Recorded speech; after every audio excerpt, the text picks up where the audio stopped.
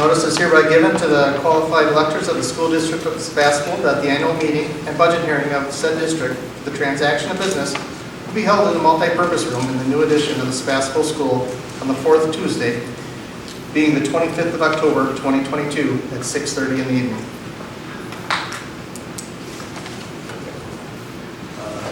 Introductions. I'm Kyle Whitkey, Superintendent.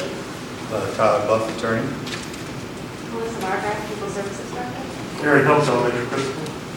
Troy Schaefer, Middle School, High School Principal. Carl Wolfman, Business Manager. Jeff Isaacson, School Board Clerk. Sue Today, School Board Member. Dave Gaglinski, School Board Member. Jerry Ward, School Board Member. Keith Fulton, School Board Member. Linda White, Town Sevastopol and Sevastopol School District Member, or resident. Stephen Dahalski, Sevastopol employee.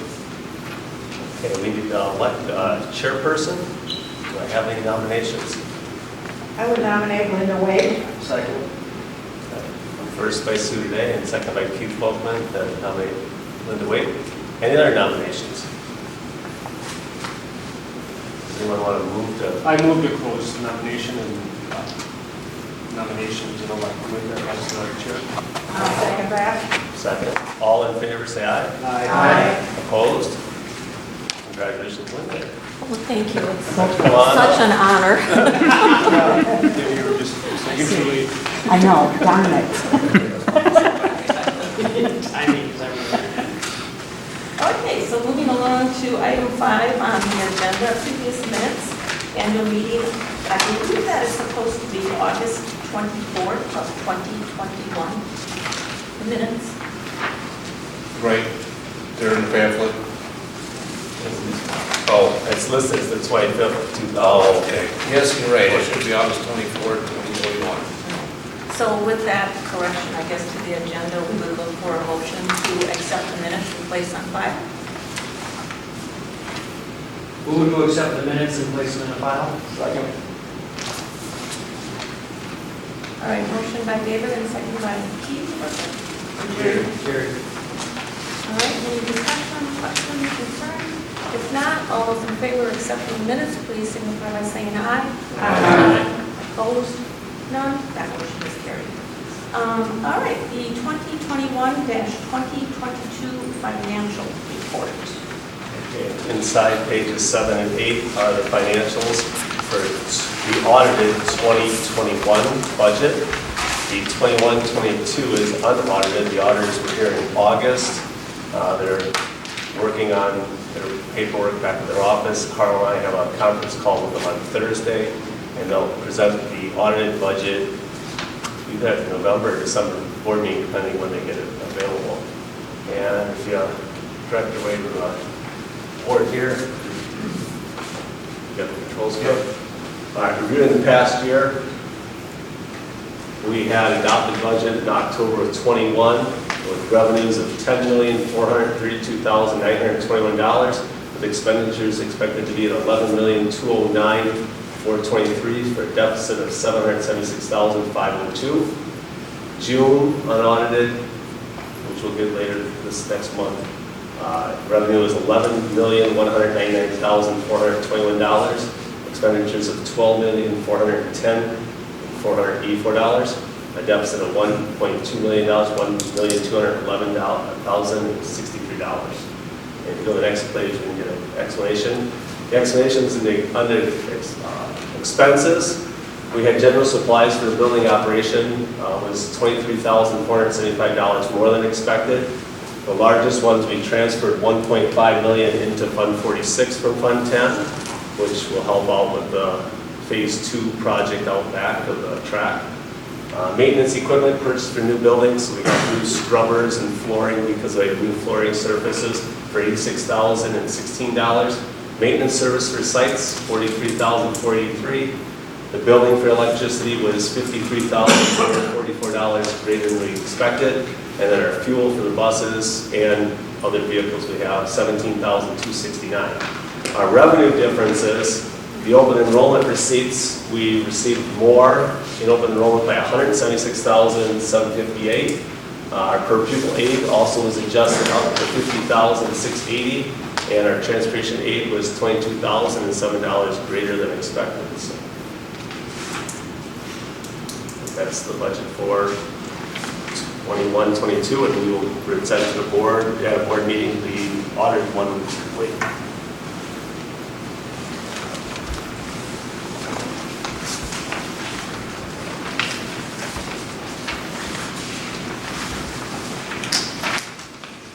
That's it for the financial report then? All right, moving along to item 7, State of the District 2021-2022 Academic Progress Report. Yeah, so, Did you have anything to do that? yeah, just tell me what we need to go. Okay, great. Good evening. Welcome to the annual meeting tonight.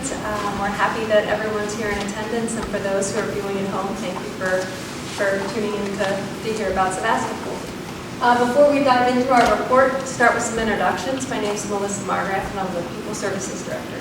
Troy Schaefer, middle school, high school principal. Aaron Hiltz, elementary principal. All right, so last year, one of our goals was really just focusing on reacclimating. We were coming more or less out of COVID, although we still were dealing with some of those issues. We really wanted to focus on the relationships that we had with our parents. We wanted to reacclimate students to being in person on a regular basis with all of their classmates. And then colleagues, if you think about in our environment at that time, a lot of people were doing things in isolation. Although they might have been here, they were kind of in their own rooms doing their own thing. So there was some reacclimation that needed to happen. In addition to that, we also had a new building that we needed to get used to. We think so much has happened in the last year, but really for that to have just been a year ago that we opened up this wonderful building. So it took us some time to move in, get used to the new space, some new features that we had. The elementary rooms have those garage doors between the two. That took some getting used to. The teachers have done a nice job with that, but we also have the new science wing, we have the new tech ed wing, so lots of different things, places within the building that really did take us some time to acclimate to. In addition, putting this here, you can kind of see it's a bit of an S curve, and that represents what we dealt with last year. If you remember when you first came in, again, we were still fairly close to what we were experiencing the year before with COVID. We really worked hard to try and get the kids back to some normalcy, but it wasn't a straight arrow. There were some times where we got more cases here in school. We ended up taking a bit of a dip. We did some things to address that, and then we were able to go back up, so that's why you see an S curve here. And that really was our focus last year in terms of goals. We had some professional staff practice goals that we started last year that we're proud about and that we've continued into this year. But the ones that we started last year is the Haggerty Phonological and Phonemic Awareness System. This system is a tier 1, 2, and 3 system where all of our teachers were trained. This is the building block of reading for our kids. So if it's used as a tier 1 intervention, that means it's just generally in the classroom. So you can see now, we started last year and now this year in full implementation, that our pre-K, K, 1, 2, and up to 5th grade are doing daily lessons to help with that phonemic awareness.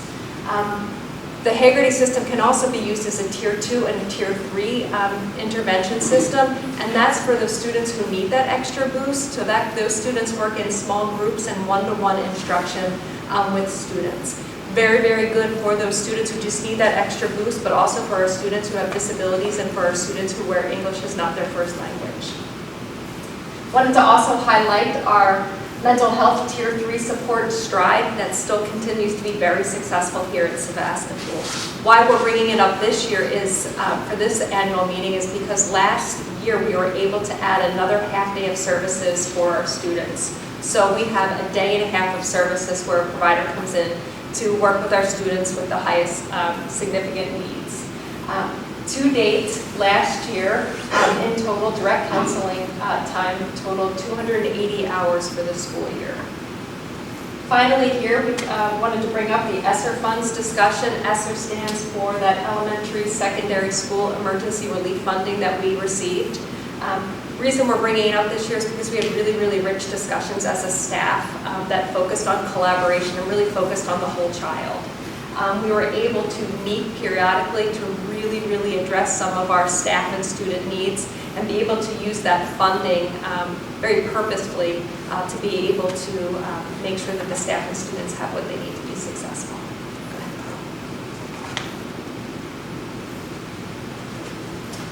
Carl. Okay, so a program that was started last year, Mr. Baird, when he was the principal here, worked really hard with a group of people and partners to start in partnership with the NWTC, a unbelievable machining program and manufacturing program that we opened up to all Door County schools, which is really awesome. This year we have 3 students from Southern Door and 2 Sevastopol students, but it is open to all juniors and seniors. The great thing about this program is as students enroll by their junior year, they can earn up to 16 credits, college credits towards machining courses.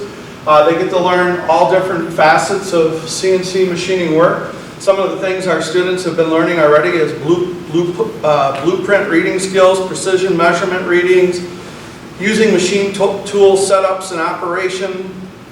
They've grinded their own single point high-speed steel turning tools for the lathe, CNC programming operations, G-code programming and editing, and they've also talked about employability skills such as great communication, teamwork, problem solving, troubleshooting, and visiting and watching this program at work and meeting with the students. They're really enjoying the experience and feeling like they're gaining a lot, even if they're not choosing to take machining as an occupation or work in manufacturing, which I think is really cool because the skills are applicable beyond, even if you don't get into the field, which I think is really great. It also allows for this to pair with the youth apprenticeship program.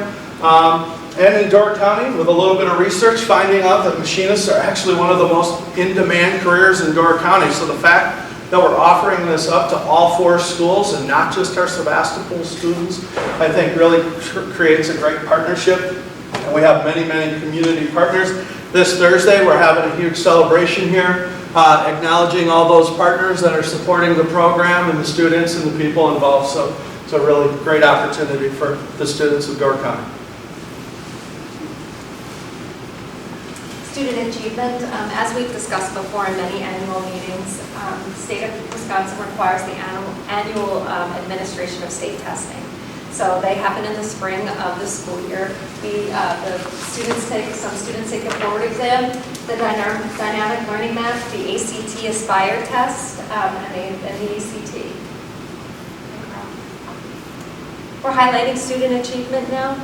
You're going to see that we're referencing data from the 2020-21 school year. Please know that the data for the 21-22 school year is still embargoed. That's going to happen and come out in mid-November. When that does happen, we will update our website so you'll be able to see our scores from last year. But as we highlight some of the achievement, we can see over here that the elementary school scored in 83.2, the middle school a 93.4, and the high school is a 78.7. And again, our new testing data will come out just in a couple of weeks. It'll be on the website. All right, some highlights from last year include the beginning of funding of the north playground, the football field, the track, concession stand, the bleachers. Obviously, we had the benefit of being able to see the vision of what that turned out, but last year at this time we were collecting funds, getting things ready so we could make those things happen. Over the course of the year, we also had very high student engagement, students here present. We did not have students learning remotely and those kind of things. So those were some exciting things that were going on behind the scenes last year, setting things up for us this year.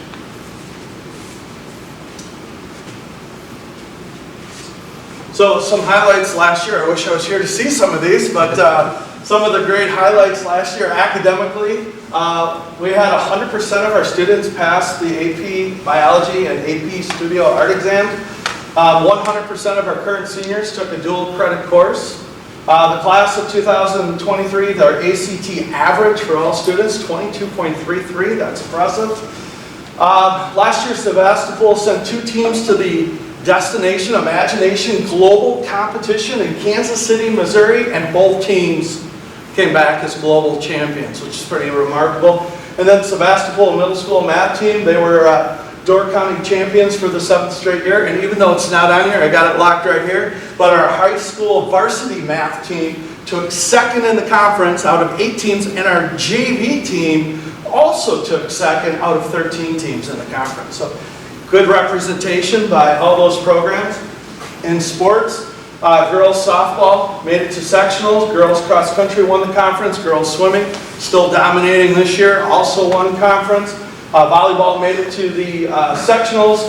B-Dram represented us at the state cross country and track meet, and Ben Roman represented us at the state wrestling tournament. Some more highlights to celebrate. In-person attendance was fantastic. So I know it was a wonderful feeling to come back to a sense of normalcy in school. So we had in-person events for graduation, for all the dances, for all the senior award nights, the senior award night, casino night, the National Honor Society banquet, and then also the play of Our Town and the spring musical of Shrek was all happening in person. So it felt really great for the student, staff, and I'm sure everybody that participated in those. Additionally, the Gifted and Talented program did expand last year.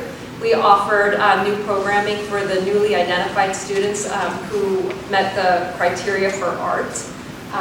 So we offered programming for those students, and our art teachers and our local artists worked side by side with those students as they created a 3D representation of a house for the exterior and interior design. And the culminating event was the students got to have their own art show at the Dome Home, and it was a really wonderful way for them to end their experience with the new program.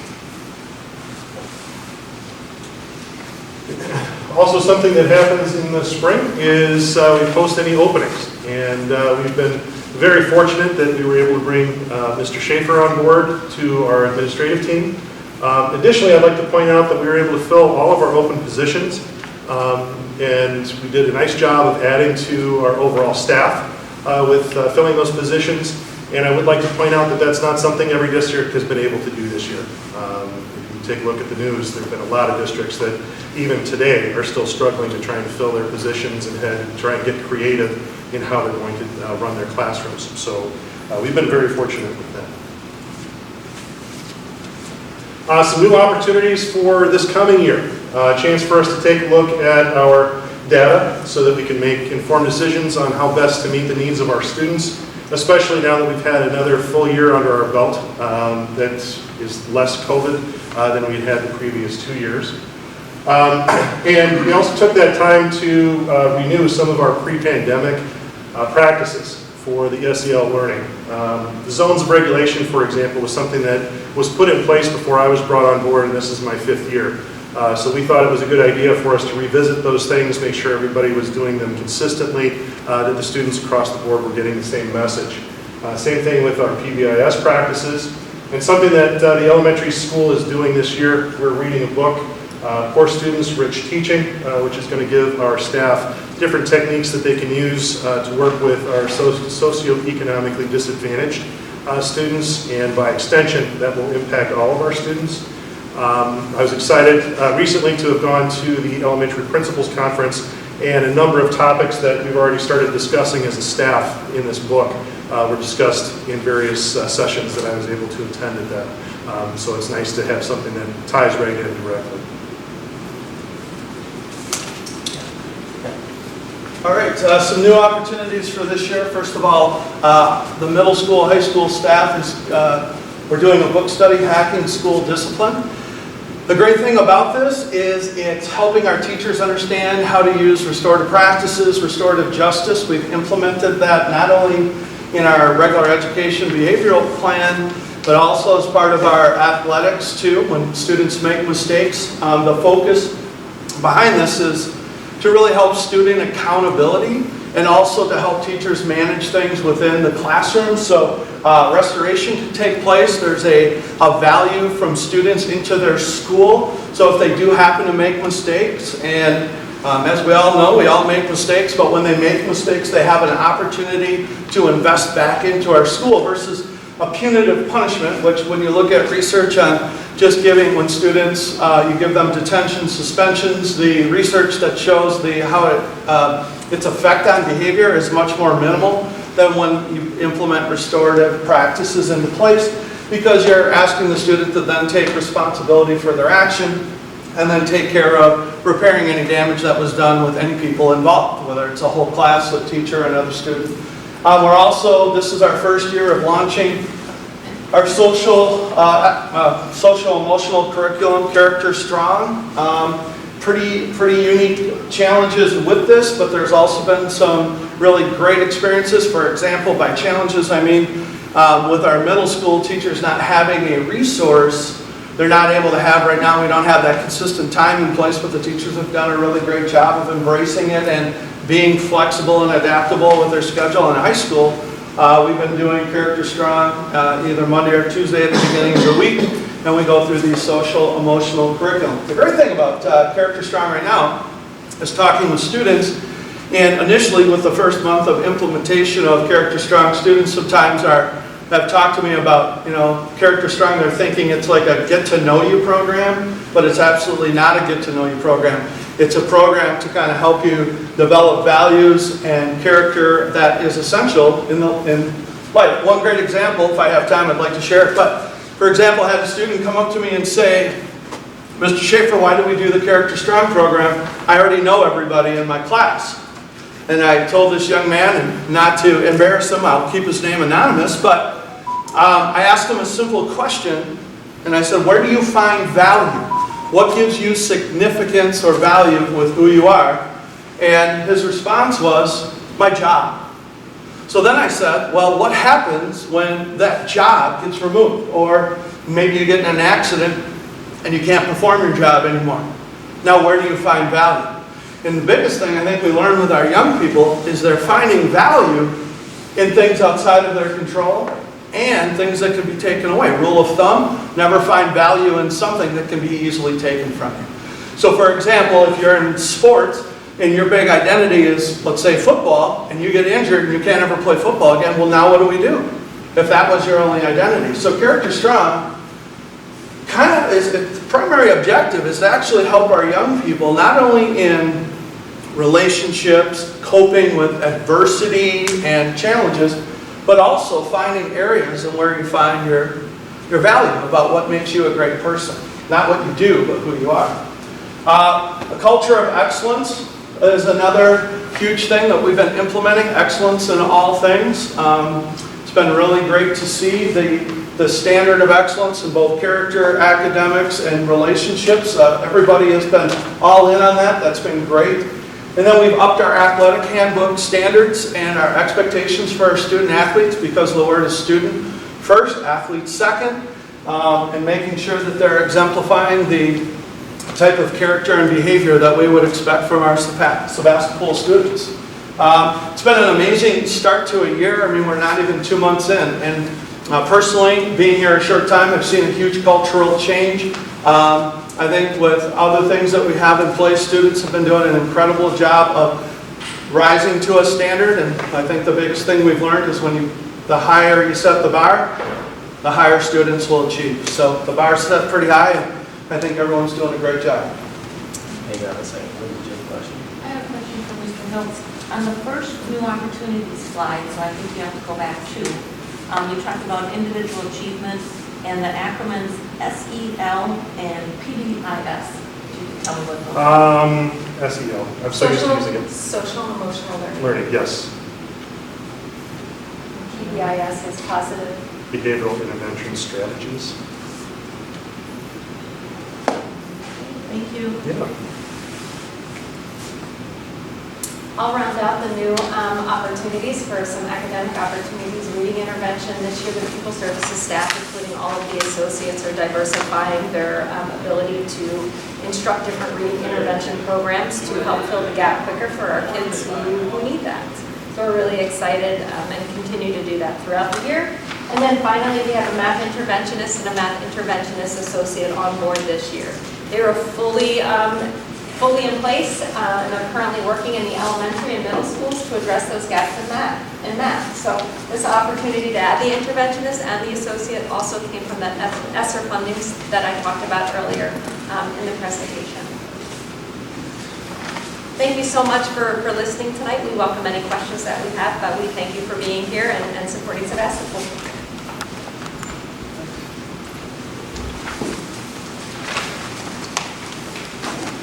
Thank you all. All right, moving along to item number 8, the 2022-2023 budget presentation and hearing and future district plans. Okay, and page 7 and 8 of your booklet, the far right-hand column is the 22-23 budget. So for our budget, Fund 10 revenues, and this is all of our funds, the revenue limit worksheet, which is based on enrollment, and the allotment we get per pupil, plus any aid we get for sparsity, transportation, ESSER funds, all of those except for income we've received for Fund 50, which is food service or federal grants that are directly connected with special education, which is Fund 27. Our Fund 10 revenues are $10,552,643. The expenditures for the year is projected to be $11,594,513 for a budget deficit of $1,041,870. You have to remember that Fund 10 is always responsible for Fund 50 and Fund 27 to be at even or in black by the end of the year, and the expenses in Fund 10 cover those two areas as well. So with our Fund 10 expenses, without those transfers from Fund 27 to Fund 50 that we have budgeted, is about even. Expenses are a little bit higher, but they're about even with the revenues. So. Go back to the top. Yeah, I'm trying. Okay. My mouse doesn't work. A major portion of our revenue is based on our enrollment. This year we have 22 4K students and 2 in early childhood. Last year we graduated 44, so this is the smallest class we've had in the history of Sevastopol. And a 4K student does not count as a full-time student. They're only a 0.6 FTE when the state does the funding. We do also pick up a couple of students for summer school, and there's a formula for that as well. You add up the number of hours of instruction you have, and then it's multiplied times 0.4, and that gives you FTE. So our revenue based on our enrollment by our per pupil rate for 21-22 is $8,231,006, and for 2021, is that backwards? Should this be 22-23? Yes. That's 22-23 is $8,091,060. So we would decrease because of our enrollment by $139,946. And tomorrow I'll run a new revenue limit worksheet, because then we have our board meeting where we set the levy, and the state always says to run it exactly on that date to make sure you have final count numbers, because DPI is always looking at our enrollment numbers and adjusting them to the very end.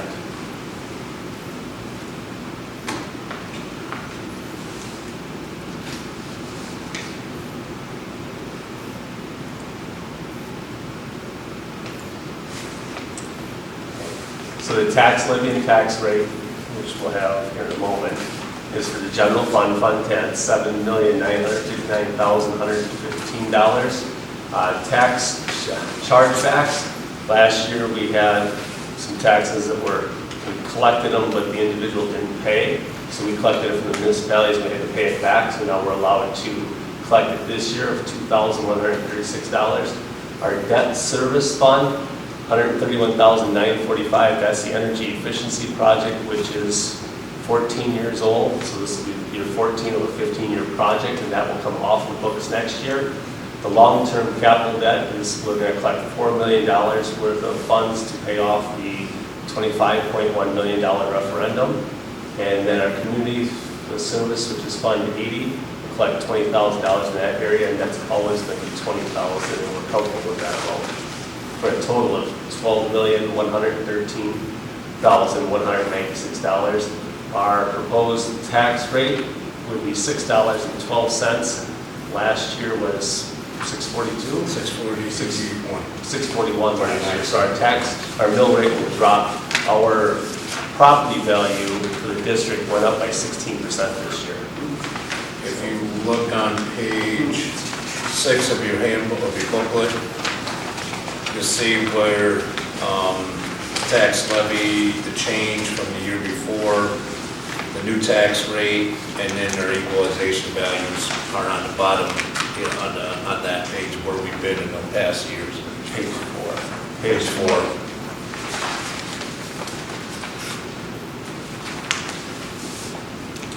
If you look back at our mill rate in 1819, it was $6, and then 1920, it jumped up to $6.99. That was the first year of the building referendum debt being added on, and now it's gradually come down each of the, I shouldn't say gradually, nice steady steps down to 662, 641 to 612.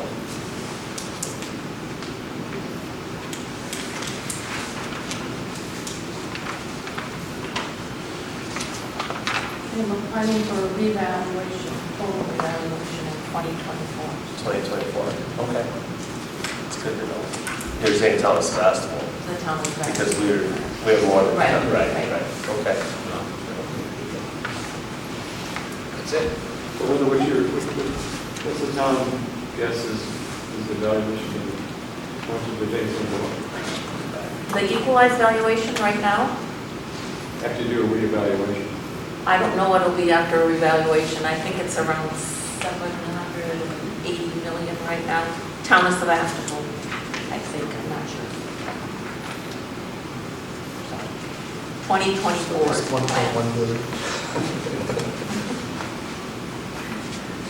Okay, so that's it for the budget presentation. All right, so moving along to item number 9, it would be approval of the 2022-2023 school tax levy as detailed on page 9 of our packet. So we've got the 5 different funds there.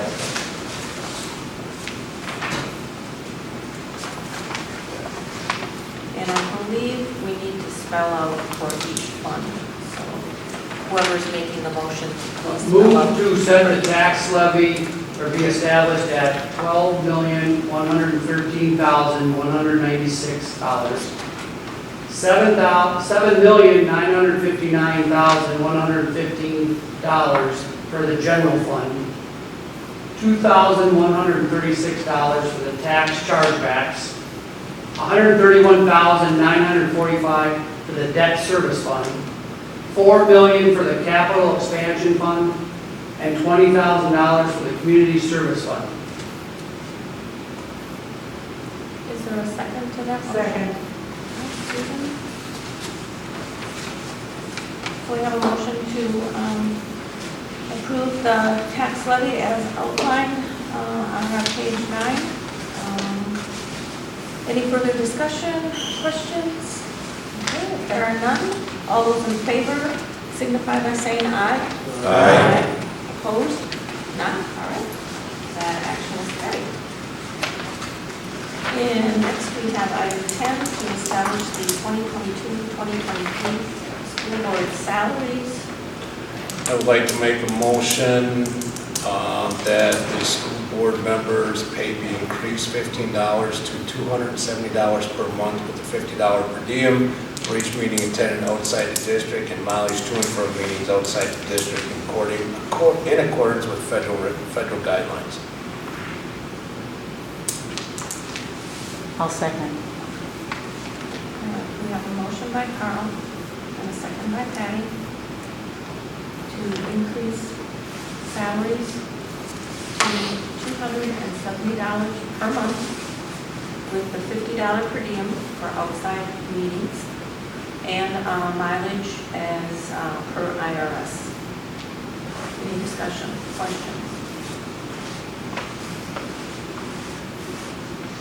All right, All those in favor signify by saying aye. Aye. Opposed?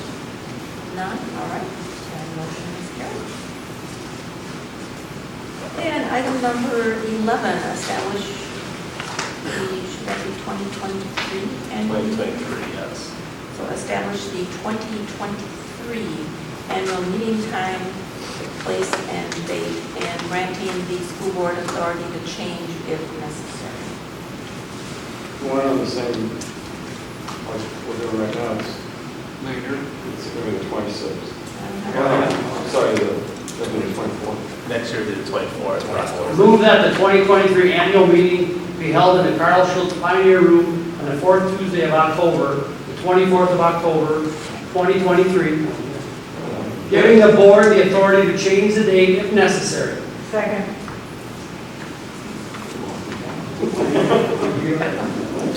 And will the annual meetings going forward now in the budget hearings be pretty much in October, that later Right. date? Yeah. 'cause Right, we don't waiting find for out. eval, Yeah, or we don't equalize think that. equalize it until October Yeah. 15th. We Yeah. have the same thing, so. Okay, so we have a motion to set the date of October 24th, 2023, with authority to change if necessary. All those in favor signify by saying aye. Aye. Opposed? None? All right, that is carried. I make a Final motion item. to adjourn the meeting. Motion by Carl, second by Gary. Yep. To adjourn, there being no further business, all those in favor signify by saying aye. Aye. Opposed?